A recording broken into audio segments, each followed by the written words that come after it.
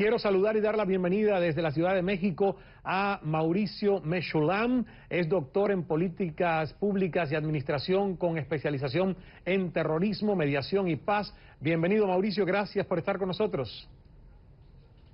Hola, muchísimas gracias por invitarme. Un placer. En Washington nos acompaña el doctor Richard Downey, es director del Centro de Estudios para la Defensa del Hemisferio y es un experto en materia de seguridad para América Latina. Doctor, bienvenido también a esta hora de Cal en la Noticia. Gracias. Muchas gracias, Ismael. Y en nuestro estudio aquí en la ciudad de Miami recibimos a Humberto Calderón Berti, ya había estado con nosotros en programas anteriores, es experto petrolero internacional y exministro de Energía y Petróleo de Venezuela. Humberto, gracias también por acompañarnos una vez más en nuestro programa. Buenas noches. Y por supuesto que con Humberto, además de todo lo que está pasando con ISIS y lo que vamos a estar hablando, hablaremos del tema del petróleo y cómo está la industria del petróleo en este momento en la geopolítica mundial y particularmente en nuestro continente. Mauricio, comienzo contigo. ¿Qué opinas de este pronunciamiento de ISIS donde amenazan con secuestrar y esclavizar sexualmente a las mujeres que no son islámicas, escudados en la teología? Mira, yo creo que aquí lo más importante en este sentido es entender la naturaleza híbrida del grupo. Se trata efectivamente de un grupo terrorista en el sentido en que tiene un empleo psicológico de la violencia mediante este tipo de mensajes. Al mismo tiempo es una fuerza insurgente y al mismo tiempo, lo iremos viendo, funciona como un ejército que va tomando posiciones de manera estratégica, de manera clave. Entonces, al mismo tiempo tiene estas tácticas de guerrilla, de repliegue, pero igualmente tiene este hábil manejo del uso psicológico del terror. Entonces, eso ha sido parte de su eficacia, no podemos decir éxito como tal, pero sí su eficacia ha consistido en justamente emplear medios de comunicación, medios sociales, utilizar la violencia para mandar mensajes a amplios sectores de la población, mandar mensajes incluso en contra de militares que se le oponen, o bien incluso ante gobiernos extranjeros, ¿no? Ahora, Turquía aún no se decide a participar de la coalición contra el Estado Islámico, aunque ha aceptado prestar sus bases militares para que continúe la ofensiva en contra del Estado Islámico. En este caso, Richard, ¿crees que hay temor por parte del gobierno turco de pertenecer completamente a la coalición por la cercanía con Siria e Irak? El problema con la Turquía es que los objetivos que tienen los turcos no coinciden con los objetivos que tiene la coalición. La Turquía quiere que Bashar al-Assad salga.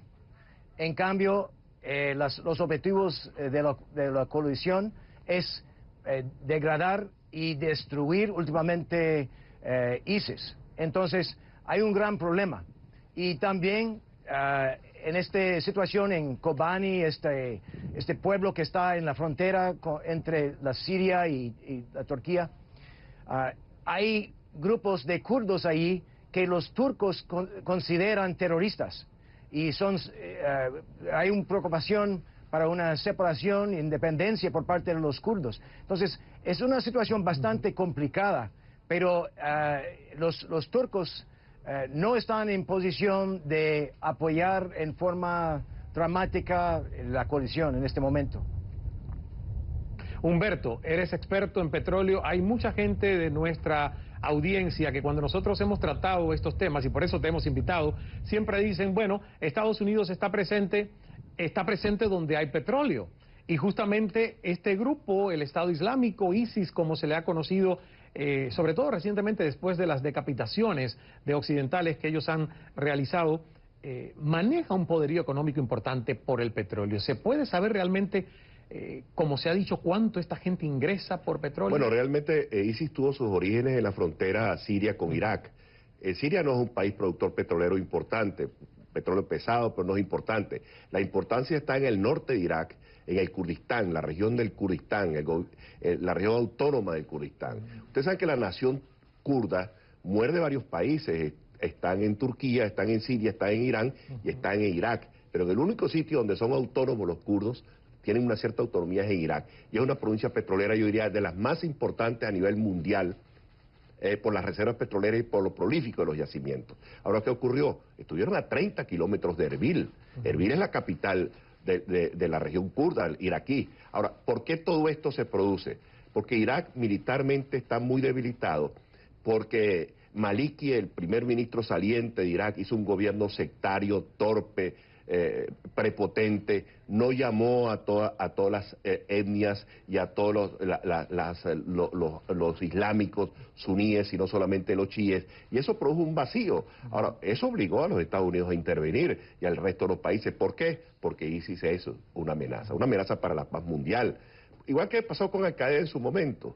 Al-Qaeda tenía gente de todas partes del mundo, lo que llaman los árabes afganos, que iban de Argelia, de Libia, de Egipto a pelear en Afganistán. Pues ahora han ido gente del mundo entero, de Europa, de los Estados Unidos también, a pelear por la causa de ISIS en Siria y en el Kurdistán. Ya los han ido replegando del Kurdistán, pero de todas maneras constituye, sin duda, como dijeron los interlocutores, una amenaza muy seria para la paz mundial. Y este martes el presidente Barack Obama se reunió, por cierto, con jefes militares de 21 esenciales en la coalición que lucha contra el Estado Islámico en Siria e Irak. O sea, países que forman parte de esta coalición y son personas importantísimos, incluso, ministros de defensa de muchos de estos países, jefes de los ejércitos, aunque afirmó que todos están unidos, está consciente que están en la parte inicial de esta labor. Entonces, la pregunta es, Mauricio, por ejemplo, ¿qué tan prolongada puede ser esta lucha contra ISIS? Richard, también, si quieres responderla, comencemos por Mauricio. Justamente iba yo a comentar lo siguiente. ISIS en realidad no se llamaba ISIS, en su momento se llamaba ISI, exclusivamente el Estado Islámico de Irak. Procede de Al-Qaeda en Irak. O sea, Al-Qaeda en Irak era una organización paraguas y englobaba distintos grupos. Uno de ellos era el Estado Islámico de Irak. Encuentra en Siria un territorio fértil para implementar sus operaciones, para fortalecerse y para intentar recabar en ese sitio un número importante también de grupos islámicos. Por lo tanto, el propósito de ISIS, todavía como miembro de Al-Qaeda, era agrupar a la filial de Al-Qaeda en Siria, que se conoce como el Frente al-Nusra. El problema es que ISIS va a entrar en conflicto con Al-Qaeda y lo que ocurre es que Al-Qaeda desconoce la capacidad de ISIS para pelear en Siria y por lo tanto le ordena a ISIS regresar a Irak. Esto, por supuesto, sabemos, ISIS no lo lleva a cabo y entonces ISIS empieza a pelear contra Al-Nusra en Siria y contra otros grupos islámicos y contra los grupos laicos, etcétera. ¿Cuál es la conflictiva acá? El problema central es más allá de ISIS. El problema es que mientras exista el conflicto sirio por un lado y el conflicto iraquí por otro, terminar exclusivamente con uno de los actores de este conflicto se vuelve una tarea enormemente difícil. Si quieren la comentamos enseguida. Claro, por supuesto. Richard, ¿algo más que quieras comentar sobre este tema? Sí, gracias, Ismael. La reunión que se tomó lugar ayer en Washington, aquí con el presidente Obama y también con Martin Dempsey, el jefe de Estado Mayor Conjunto, fue con 21 países. Y esa coalición es sumamente importante para ese esfuerzo. ¿Por qué? Porque sin el esfuerzo especialmente los aliados de los estados del Golfo, como Arabia Saudita, como Qatar, como los Emiratos, como Bahrein, este esfuerzo parecería como si fuera, y como los de ISIS están tratando de retratar, es una guerra contra Islam, como los cruzados que están haciendo guerra contra Islam. Entonces, esos países suní del Golfo, ellos pueden ayudarnos muchísimo en términos de hacer una coalición que parece contra ese grupo de ISIS. Pero, en cambio, esos países únicamente van a aportar con ataques aéreos. No están aportando con las fuerzas terrestres. Y es lo que necesitamos para el esfuerzo para realmente degradar y destruir las fuerzas de ISIS. Por eso... Pero entonces, Richard, Anja, ¿tú ves la posibilidad de que en cualquier momento entren tropas estadounidenses por tierra a combatir al Estado Islámico?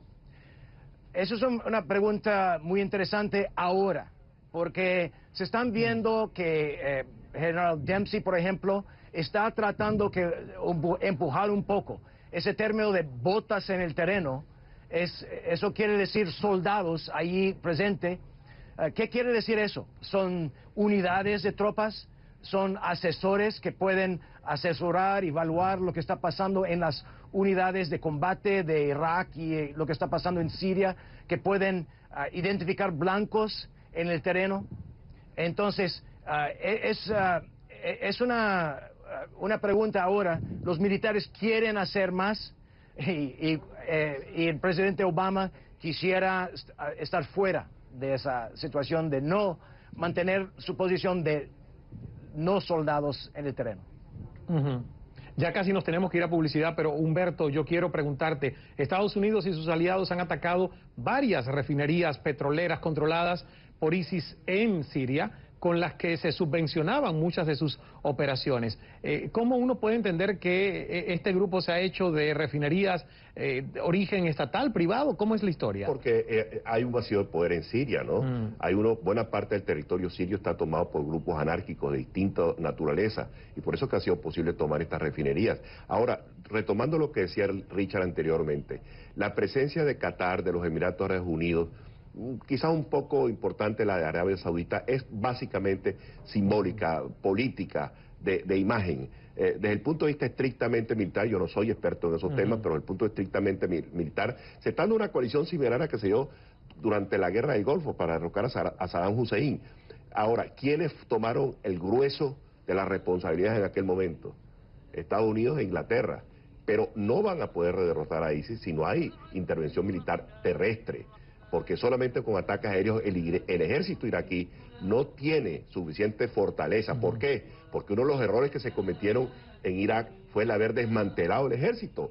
La unidad del país es fundamental para la unidad del país, preservar las fuerzas militares. Con el derrocamiento de Saddam han debido decapitar a los mandos militares, pero dejar la estructura del ejército. No lo hicieron, y entonces ese vacío del poder es lo que está produciendo lo que actualmente estamos viendo en esa región. Vamos a hacer una pausa, tenemos mucho más que hablar por esta hora de Cala en la Noticia. Es además una hora interactiva, significa que usted puede enviar preguntas a nuestros 3 expertos sobre este tema. Lo que quiera saber es la oportunidad para nosotros poder responderles de inmediato. No se me vaya.